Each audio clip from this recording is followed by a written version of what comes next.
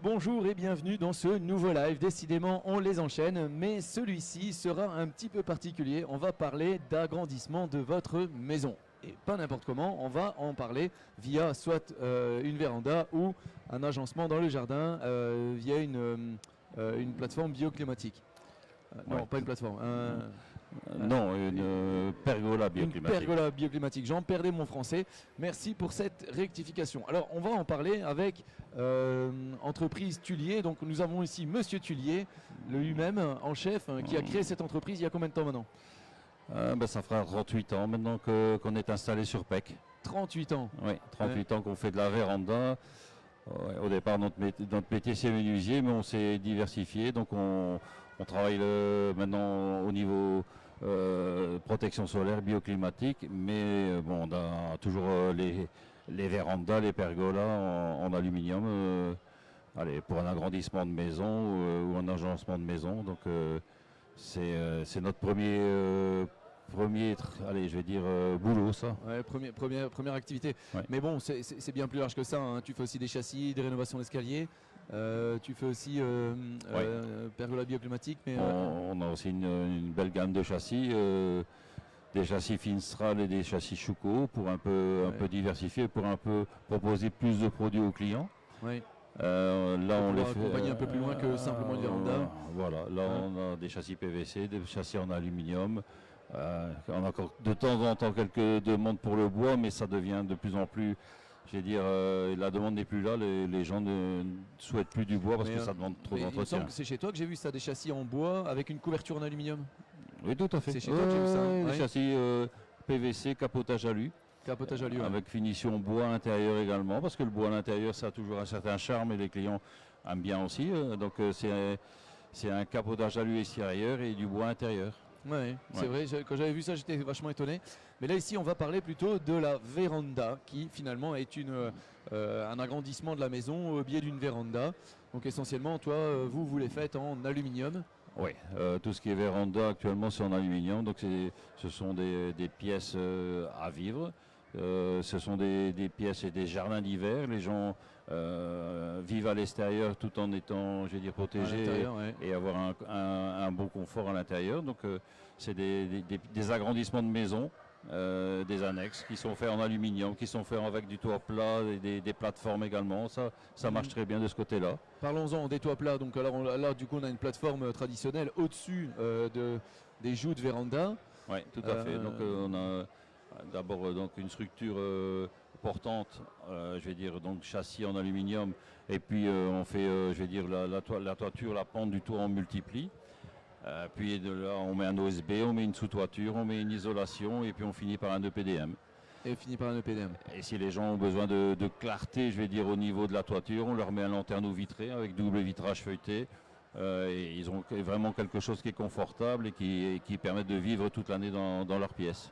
Alors tout à l'heure, à mon grand étonnement, je demandais, mais en fait les vérandas, vous les faites carrées, rondes, tout ce qu'on veut, on fait tout ce qu'on veut, c'est ça que tu m'as répondu. S'il faut une véranda en L, on sait la faire. Si on fait une véranda sous toute la longueur d'une maison, on peut le faire. Mais alors on peut avancer de combien comme ça avec une véranda? Est-ce qu'on a des limites en avancée sur le terrain ou pas? Oui, il y a quand même des limites. Disons qu'on peut faire un agrandissement jusqu'à 40 mètres carrés sans permis de bâtir, toujours avec une autorisation communale bien sûr.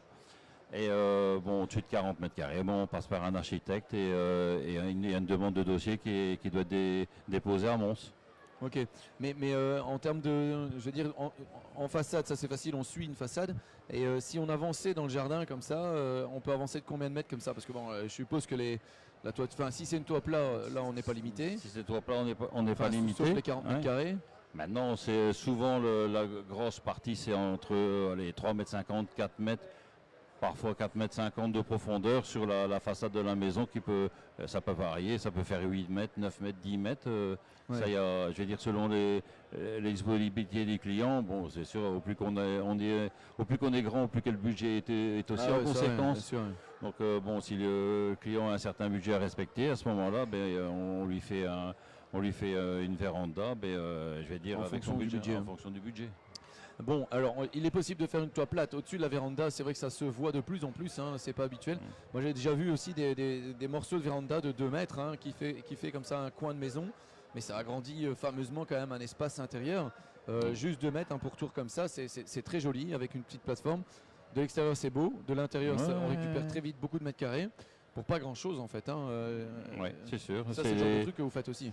Oui, tout à fait. Tout à fait. Aménager un coin pour les gens achètent parfois des habitations où ils n'ont pas spécialement construit, enfin ils ne l'ont pas construit eux-mêmes, ils sont tributaires, ils ont acheté une habitation, et ils disent voilà, on aimerait bien capter le soleil par une autre partie de la maison, un pignon qui est complètement fermé. À ce moment-là, on peut ouvrir ce pignon et ramener la lumière et ramener le soleil par cette partie-là. Ouais, c'est intéressant. Et alors maintenant, parlons des vérandas avec une pente. Alors, tu termines comment? Parce qu'on voit quand même beaucoup de vérandas, mais ça c'est, à mon sens, pas génial, mais avec des plaques de polycarbonate. Vous mettez du verre, vous, pour descendre les... Oui, disons que la plupart des vérandas maintenant, avec les toits monopentes, sont faits en vitrage. Il y a encore de temps en temps une demande en polycarbonate ou en acrylate. Mais c'est surtout en pergola qu'on travaille polycarbonate et l'acrylate. Les vérandas, les gens aiment bien un confort, aiment bien la luminosité, donc préfèrent du vitrage, surtout que les vitrages maintenant sont très performants aussi pour le soleil, pour l'acoustique aussi. Parce que bon, si on est dans une pièce et que, avec un polycarbonate, ça fait énormément de bruit. Exact. Et si c'est ouvert, il y a des fois on ne sait même plus s'entendre quand il pleut. Donc c'est préférable de mettre du vitrage. Maintenant, le polycarbonate, il est surtout utilisé en pergola. En pergola normal, monopente, ça, les gens, c'est plutôt un abri de terrasse à ce moment-là. Oui, c'est ça, oui. Ouais, ça se comprend. Et alors du coup, tiens, il y a une question qui me vient en tête comme ça. Quelqu'un aurait une véranda. Est-ce que tu es en mesure de changer les polycarbonates en verre ou pas du tout? C'est le genre de truc que vous faites pas? C'est possible, mais bon, il faut voir la structure de la véranda.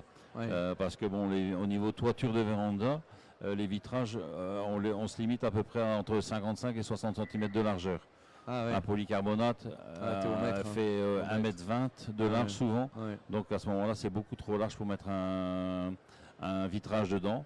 Ce qu'on peut faire, c'est mettre un pergotop avec un vitrage dedans. Donc un vitrage de 1,20 m sur 1,20 m sur un panneau sandwich pergotop.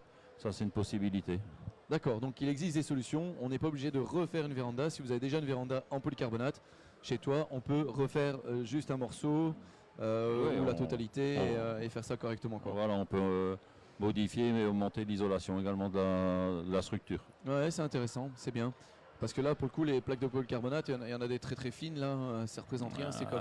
C'est 16 mm, donc c'est destiné surtout aux pergolas. Les pergolas sont coupés thermiques, les simples pergolas, ça c'est un produit aussi qui marche bien parce que les gens ils disent ma maison est assez grande, moi je ne veux pas une pièce supplémentaire, je veux juste un abri pour protéger les mobiliers de jardin, pour manger quand un barbecue il pleut, on est quand même protégé aussi. Donc, tout à fait, Et puis il y a aussi les lames pour prendre pas le soleil. Là c'est les bioclimatiques, à ce moment-là c'est un système de lames qui s'ouvrent et qui se ferment, des lames en aluminium. Ce sont des lames isolées parfois. Les gens nous demandent des lames isolées pour justement, avec une petite fermeture, pour pouvoir vivre un peu plus longtemps dans l'année dans leur bioclimatique. Mais bon, j'ai déjà vu ça avec des fermetures comme ça aux quatre coins. Des screens ou des vitres sécurites qu'on met sur les côtés pour garder quand même pas mal de clarté. D'ailleurs, j'ai vu ça chez toi, dans ton showroom. Oui, tout à fait, on a ça en showroom. C'est très joli. Bon, alors, mot de la fin, le showroom, une adresse. Alors, on se trouve à Pec, donc la rue de l'Escalette au 12C. C'est au milieu de la rue, disons, la rue qu'on est de la chaussée de Tournai qui va à Courtrai. On tourne juste avant la poste de Pec et on se trouve à 300 mètres sur la droite. C'est vrai que c'est très facile d'y arriver.